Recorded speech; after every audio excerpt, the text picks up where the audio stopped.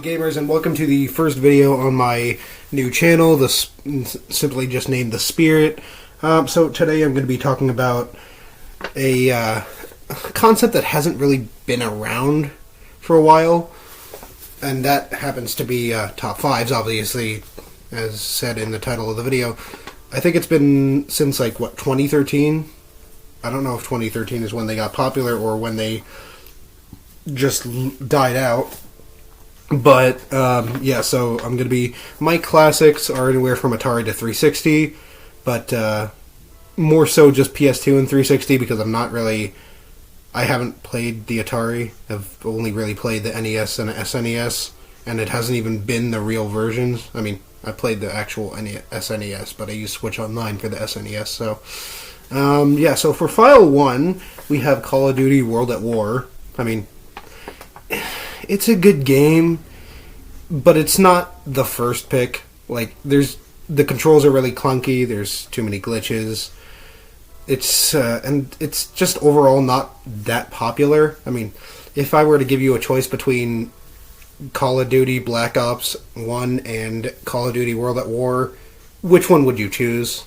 You'd most likely choose Call of Duty Black Ops. You're not going to choose World at War over one of the most popular games on Xbox 360. I mean, if you do like World at War, I'm not judging you. Because that's not my department. My department is in making videos, not judging people. That's what lawyers do. And I will never be one. Yeah, so for File 2, and don't hate me for this, please, we have Batman Arkham City. Because it's one of my favorite games, but there's just too many glitches. The story is mid. Personally, I liked Arkham Origins story, and hell, even Arkham Asylum story more than City. And, I don't know, it just sits right in fourth place. So, yeah, not really too much to say. I think the only thing that actually saved it is the soundtrack, which was absolute fire. I put the link in the description below, so if you want to go listen to the soundtrack for Arkham City, go do that, because the main theme is probably one of the best video game songs I've ever heard in my life. For number 3, we have Metroid Dread. Now, anybody who's played the Metroid series out there? Huh? Anyone? Okay, well, if you have, comment down below. If you haven't, like the video. Simple enough. Metroid Dread, though, if you have played the Metroid series, was one of the best games out there.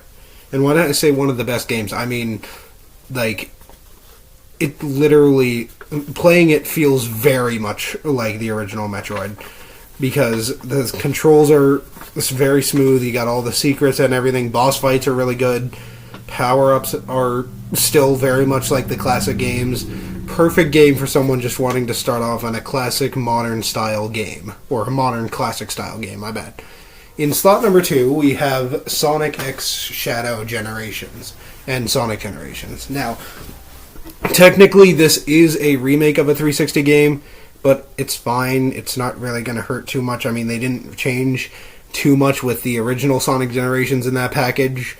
But for Sonic Generations, that was an absolute blast of a game. I mean, it's one of the best games that I've ever played in my life, and it was actually one of the first Sonic games I've ever played in my life, which, I gotta say it, as a Sonic fan, is an absolutely amazing way to start off. The remixes were fire, the gameplay was smooth, the switching between classic Sonic and modern Sonic was really good, because it gave you diversity and let you have two different styles of gameplay. And Sonic X Shadow Generations, with this game, Sega destroyed Nintendo. Drop the nuke, Sega destroyed Nintendo with this game.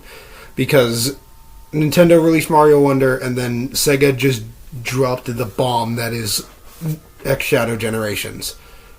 Finally, at save file number 1, we have Super Mario 64. Now, some people aren't Mario fans, and I get that. Obviously, we have different opinions. If you want, you can put your top 5 games down in the comment section below. But the reason I choose Mario 64 at number one is because it kind of shaped 3D gaming. I mean, Mario 64 is the reason why games like Sonic Colors, Ratchet and Clank, Crash Bandicoot 4, Spyro Reignited Trilogy, it's why games like that exist, because it kind of shaped the 3D platforming spectrum. I mean, obviously, first-person shooters didn't come from this, but, I mean, I have a feeling that if Mario 64 never happened, first-person shooters would have been a lot harder to make because of its big hit to 3D.